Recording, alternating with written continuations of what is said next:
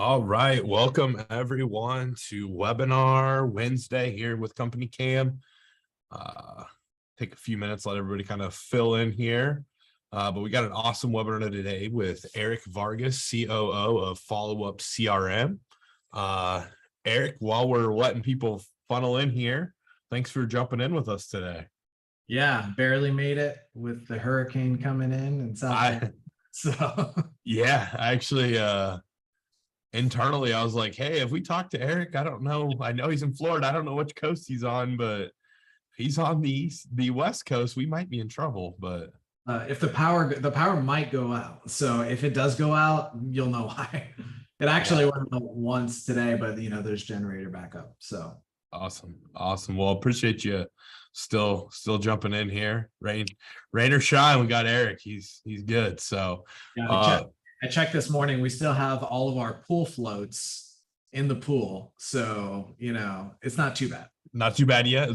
That's the barometer, huh? Yeah. Usually they fly over the fence, things like that. So I love it. So, well, those of you joining us, we appreciate you jumping in with us today. If you want to just let us know in the chat, just to get accustomed to where the chat is, where you're joining us from, that would be awesome. But yeah, let us know in there. A few other housekeeping items before we kick off. You also have, in addition to that chat feature, the Q&A feature. Major differences: if you have a specific question you would like myself or Erick to answer, use that Q&A feature. I'll be able to monitor those throughout the conversation, but they don't get buried as much in that versus the chat feature. So if you have a question, let us know in the Q&A. You can test the chat out. Let us know where you're joining us from. Just kind of get used to that. And then at the end, obviously, we'll have time for questions. Generally, if the question pertains to specifically what we're talking about at that time, I'll just kind of interrupt Erick. We'll get that answered. But it may be a question where it's like, hey, we'll get that answered, but we might wait till there's a better opportunity to do so. So with that, let's go ahead and kick things off, Erick. Maybe give us just the high level of your background. Obviously, I said you're with FollowUp CRM, but go high level there, and then we'll jump into this thing. Yeah, so I joined FollowUp CRM. Now it's coming on 5 years ago, and super excited just to see the growth of the company. And we're actually now international. We serve a customer in Jamaica who I have not visited yet, and then a couple of clients in Africa actually, which is kind of interesting. So my primary areas of focus is business development and product. So I'm excited to share with you guys, how FollowUp CRM has really helped Best Roofing and just the whole Best Roofing story. Yeah, absolutely. I would say, honestly, Erick, you probably should go visit the client you have in Jamaica. That would probably be pretty high on my list. They probably need some support down there. So I would definitely fly in for that one. But yeah, let's dive into the story of Best Roofing and how that's crazy growth, 6 to 60 million. I've heard Greg speak a few times. Really awesome guy, great speaker, and the story is awesome. So let's go ahead and dive in there. And as we're kind of going through this, I'll probably ping some questions your way, and then obviously those joining us, if you have questions, let us know and we'll get those asked as well. Sounds good. So if you know Greg Wallach, or if you've been to like the IRE, you might have heard him speak before. And I guess I will take it all the way back. So Greg was actually the captain of the University of Miami at one time. And I mentioned that only because he hasn't changed his hairstyle since the 70s. He's had that red kind of Jerry curl thing going on for a while. And I don't know how he fit it under the helmet, but after he was the captain at University of Miami, he started to work for his dad's roofing company in Orlando. And that's kind of how he got his legs under him in the roofing industry. And then you might know Greg's name from he calls it an epic failure of a roll-up called General Roofing back, it might have been almost 15, 20 years ago now. And what he was trying to do was the first $1 billion roofing company. and he was purchasing 167 roofing companies all over the country and rolling them up under the General Roofing name. And he was just about to sign the deal, and the year was 2008, right? So from there, we all know what happened in 2008. The deal just kind of, fell through, and that brings us to Best Roofing. He bought Best Roofing in 2008, just trying to recover from this, massive roll up that he was trying to do. And Best Roofing was a bleeding $6 million company. They were losing money every year. They weren't making any sales. And he went back to basics. He went back to the roots. It was also a tough time, right, in 2008. So sales were hard to come by. And what he did is kind of going back to his football days and put in basic fundamentals to, like, he calls it the blocking and tackling of sales, to help grow his sales organization, service and construction over the years to be at 60 million this year. And you can look him up on the Roofing Contractors Magazine Top 100. I believe they are number 16 or something like that within the country. They're definitely top 20. So that's a little bit of background on Best Roofing. And yeah, we can, I guess, hop on into the first slide. Yeah, let's jump in here.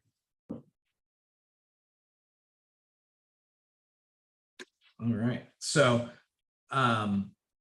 these basic fundamentals all start with tracking. When he first got Best Roofing, the first year or two, they weren't tracking anything. When a lead came in, they wrote it down on a piece of paper, or it was just in their mind. This was a screenshot from back in the day. And this guy had this spreadsheet. This guy had another spreadsheet. The front desk had their own spreadsheet. Greg had his own spreadsheet. And there was no unified way for tracking their leads, their bids, and their customers. So that is how kind of FollowUp was born, right? Greg designed FollowUp to be, it was actually called Bid Tracker back in the day. So bid log. And he would log all of his bids into bid log rather than kind of using the mess of spreadsheets. And this technology is called a CRM technology. And if you ever heard of that, you might have heard of like the big players out there like Salesforce. Greg was actually inspired by Salesforce. There was a Salesforce conference in Miami in 2008, and he actually went to check it out to see if it would be a good fit for his company.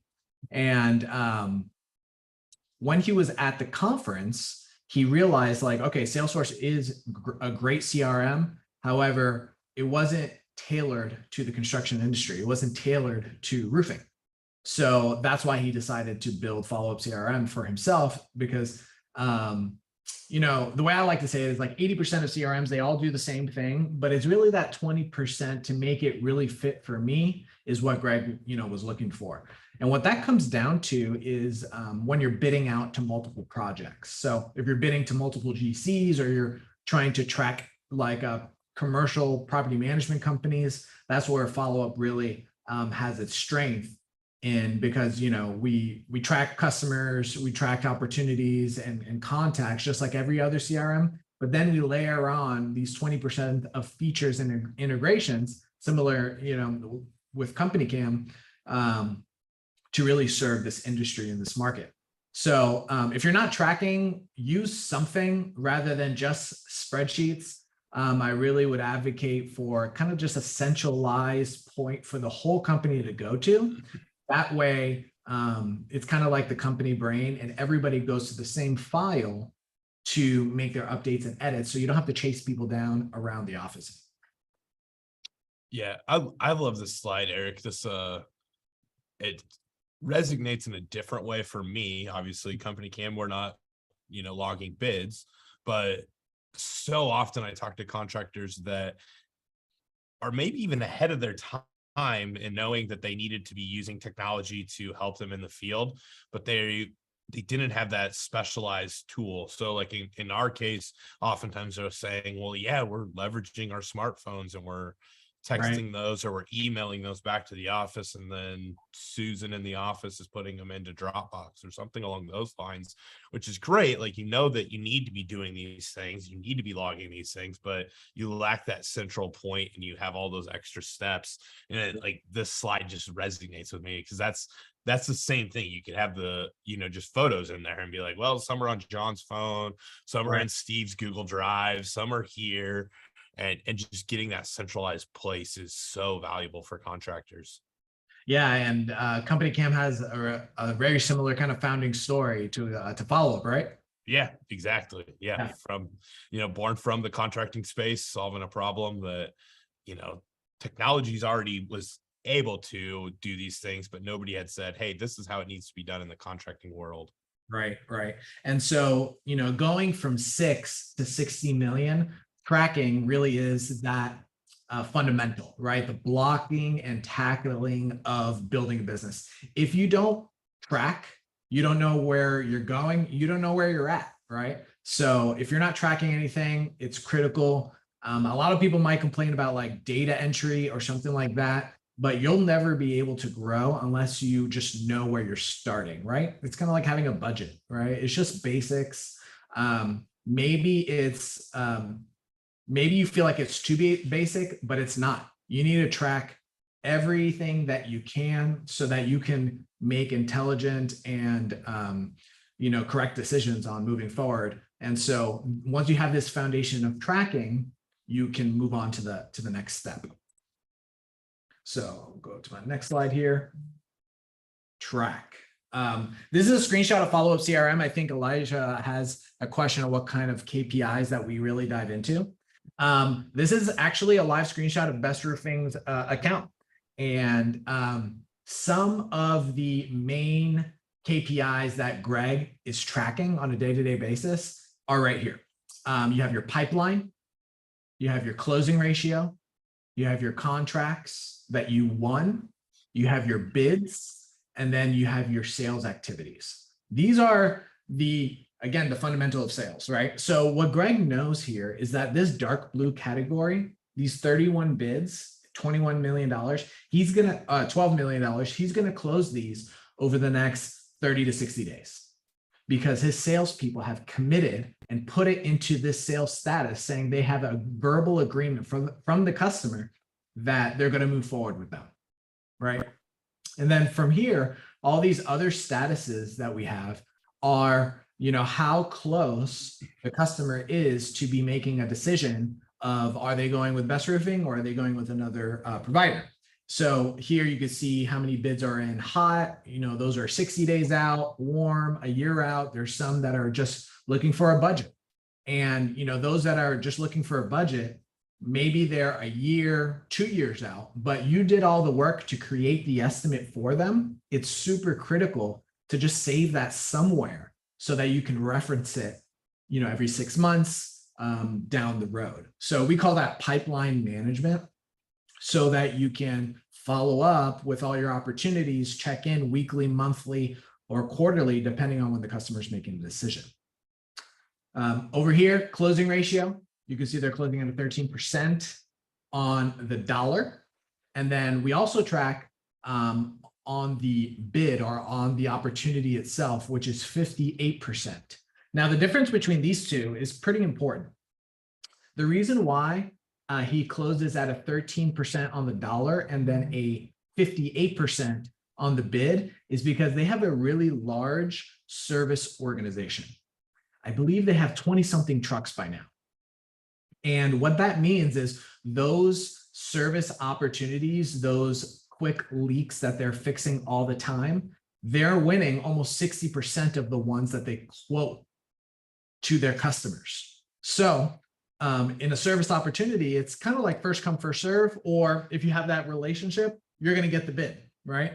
So on the dollar amount, these are your larger $500,000 and up type of opportunities where it can come down to price, right? So they win 13% of those, meaning when they close an opportunity, it affects the closing ratio a lot more than those smaller $5,000 fixes. Here in the middle, you can see captured contracts, what his team has committed for the month versus his quota of 4.7 million. Over here is what they want to bid for the month. So what are they getting out the door with estimates? And what they know is if they quote or bid 20 million in work and their closing ratio is 13%, they should hit their revenue objectives, right? And then from here on the right-hand side, we have sales activities. How many meetings are they going on? How many follow-ups are they doing? How many takeoffs are they doing? How many estimates are they doing? How many client meetings and how many proposals are being sent out? All these kinds of sales activities are the KPIs that they're going to be tracking within the system. So Greg really believes, again, back to the fundamentals, if you are measuring the activities, everything else starts to take care of itself because you're doing the small things correctly. I love this slide here. Question for you, Eric. Yeah. Going back to that top right graph there, I think that's really compelling. I don't know how much we want to get into the weeds, but I would assume Greg knows, how much money he's making, what the margins are on those different jobs as well. Is that something he's leveraging, FollowUp to track is like, hey, these $5,000 jobs that we're going on, we're still hitting at a 45% margin. So there's still great jobs for us to be doing. Right. Or how are they discerning that information? Yeah, that's a great question. Actually leads me to my next slide of insights, right? So all that you saw there was kind of like the high level contract information, but we also track the gross margin on these jobs as well. And so once you're tracking everything, then you can start to pull reports, right? So now when you're going from 6 to 60 million, like Greg did, what he was able to do is pull reports and say, hey, what are my best performing opportunities, to your point, right? So here we call this a customer profile chart. And in the beginning, when they were at $6, $7, $8 million, they were just bidding everything that they got, right? Any request that came their way, they would just bid, and hopefully something would come back to them, right? And then after about a year of tracking, they pulled this report, and then you're able to see, okay, my highest margin jobs are these kinds of jobs, or we win these kinds of jobs the most. And you can see here, right, from this chart, that they win most of their opportunities for condo and multifamily bids. Everything else, what's the second place one here? 13%. Let me see here. Where is that? Is it banks? Nope, it looks like it's retail. Okay, so another commercial area there, right?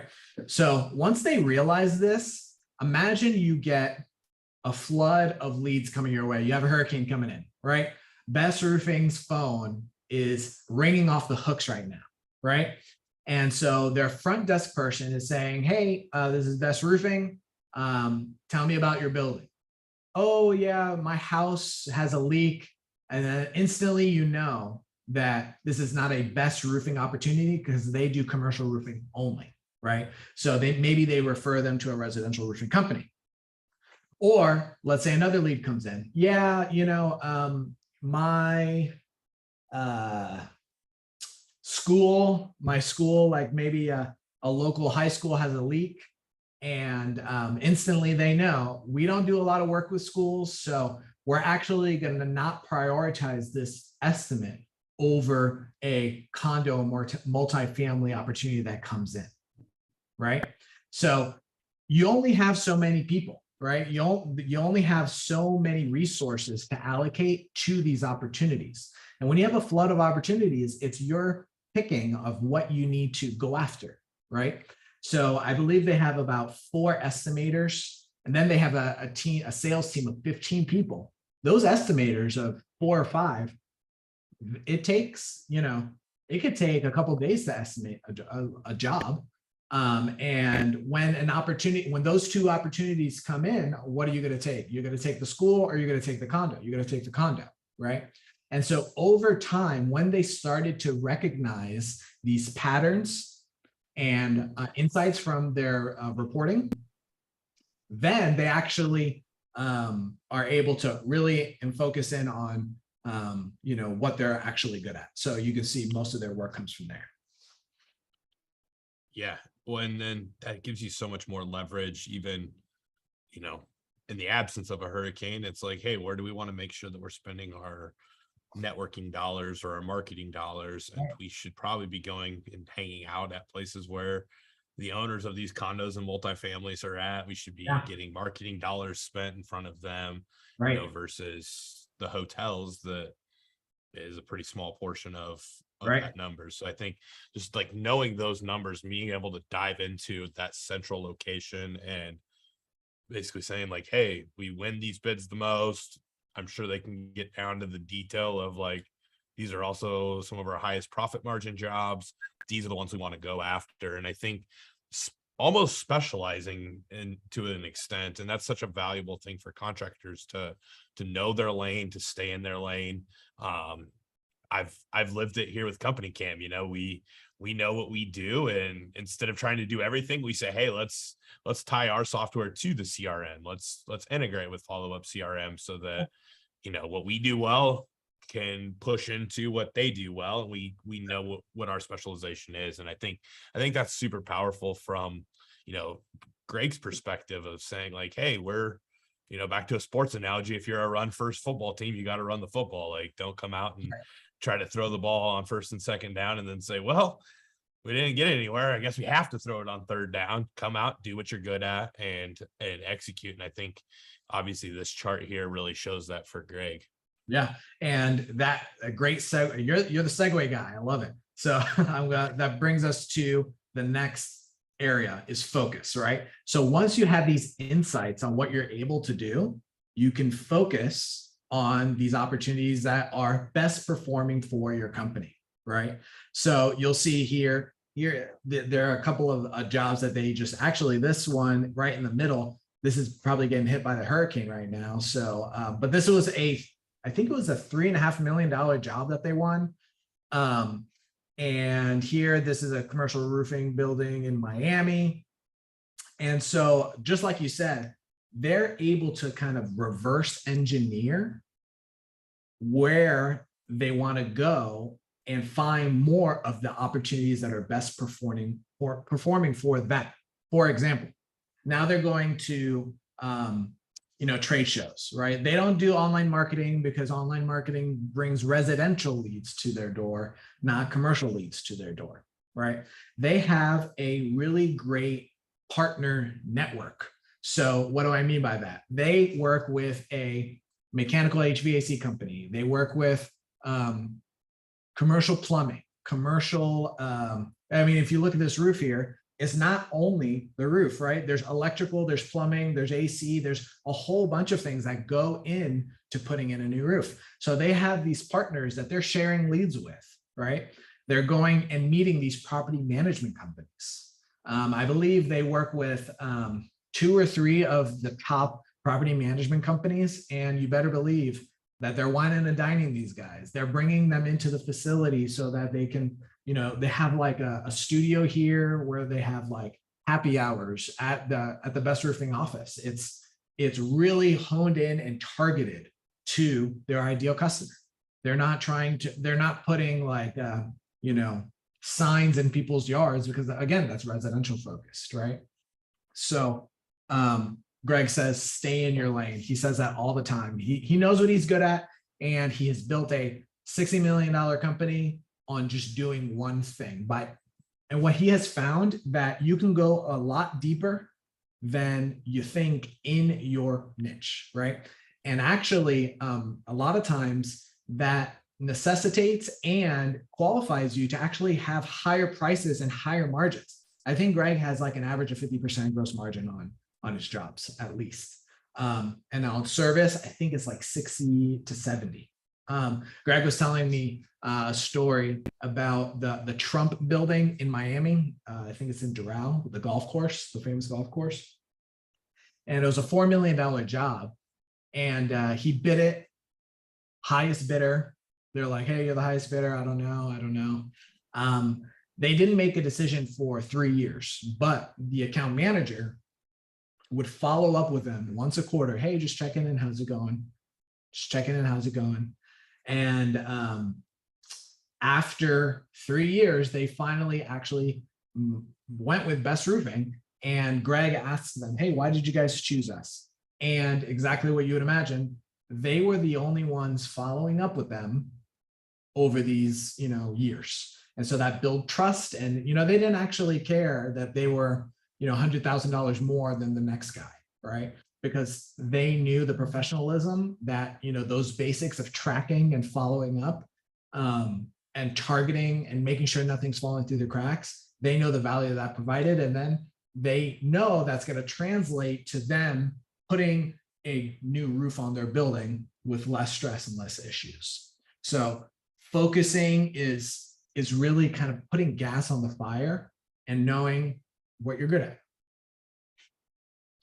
For sure. I don't know that I can segue us to the next one. So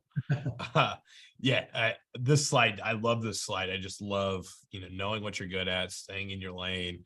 And I use the analogy all the time of, fishing in the pond that has fish that you want to catch. Like, right.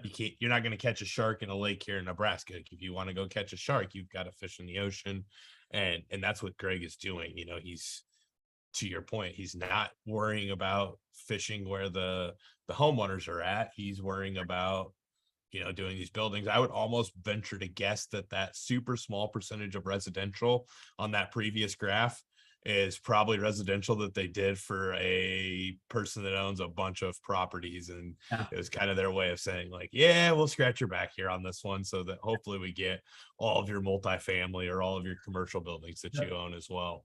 That's exactly right. They call it the friend of Greg jobs. It's just, maybe someone locally, or even like sometimes he'll donate a roof to somebody, but that's obviously not their bread and butter, not what, they're going for. So really focusing, this is actually the hard part, right? You might get all these insights from your data and say, yes. But then when a nice residential roof comes your way, that you can do pretty quickly and get a profit on, you start to get distracted with other kinds of opportunities that come your way. So here, that brings us to CompanyCam and FollowUp CRM. Actually, Best Roofing is a mutual customer of ours, and that's our we integrate. So whenever you take a picture in CompanyCam, it automatically goes into FollowUp CRM. Then it just helps streamline the whole process, and especially with Best Roofing, they're able to create report. They love CompanyCam. They're pretty new. I think it's just about a year or so, but they've fallen in love with it, and they're really thankful for what you guys are doing over there. Yeah, absolutely. And I think, again, this is a good segue, because it's talking, going from Greg knowing where they're good or what they're good at and doing those things. That's the same with both of our companies, where CompanyCam says, hey, we're not a CRM, we're a visual first communication tool for contractors out in the field. We want to build that truth and transparency on jobs, and then we want to take that visual first communication and move that to that central location, and in this case, FollowUp CRM for Best Roofing. So yeah, love working with you guys as a CRM partner, and I think it's one of those things where just building out that tech stack, and it doesn't just come. I think it's a great point.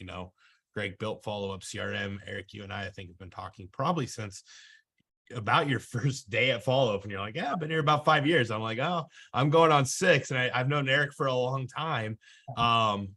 And you don't build your tech stacks just instantly. It's kind of a gradual thing, and as you become inefficient in an area, you look for a piece of technology to fill that gap. And obviously that's what Greg has done with CompanyCam, and tied it to his CRM. Elijah's got a question here and would love to have anybody else that has questions. I would need a little bit more clarification on the processing of photo inspection lists. If we're talking like actual in the field, how fast it's loading into your phone, or what we're talking about there. But we do have the inspection list that you can customize, so that in this case, if Greg's doing all these condo and multifamily jobs, they can have their multifamily inspection list and have their sales guys go out and do the exact same inspection every single time, which then would in turn hopefully speed up the process for those estimators, because they're getting all the necessary pieces of information that they would want on that job. So maybe you give me a little bit more clarification on that, Elijah. Otherwise, if anybody else has questions here, please fill those in, and I'll kind of let you kick it over to next steps there, Eric. Yeah. So if anyone's interested in FollowUp CRM or learning more about, how Best Roofing built their businesses. So yes, we were founded by a commercial roofing company. We do also serve residential roofing companies as well as, HVAC companies, any kind of contractor we work with. That was just our founding story. And so from there, it just kind of taken off. But you can email me at evargas@followupcrm.com, or just go to our website, request a demo, and, happy to chat with you. So if anyone else has any questions, happy to see those in the chat, but that's all I got for you. Yeah, absolutely. Well, Eric, thank you so much for jumping in with us today. Those of you that have joined us, appreciate you as always. We'll be back next month with another webinar. One thing I can tell you is, if you have, if you haven't heard Greg's story, like, I think it's one that's great to hear. I would, look into that. He's got some awesome things that he does in his business that I think are very unique, that aren't things to talk about here necessarily, but just how he commissions his sales team and motivates his sales team. I think there's a lot of really unique things there. Back to Elijah's question. Elijah, I'll have your customer success rep reach out to you and kind of do some digging into, see if they can figure out what the processing speed is there. But otherwise, Eric, thank you so much. And everyone joining us, thank you so much for joining us today. And hopefully we see you guys all next month for our webinar. Great. Thank you. Have a good one. Bye. Awesome. Yeah. Stay safe in that hurricane, Eric. Will do. Thanks, guys.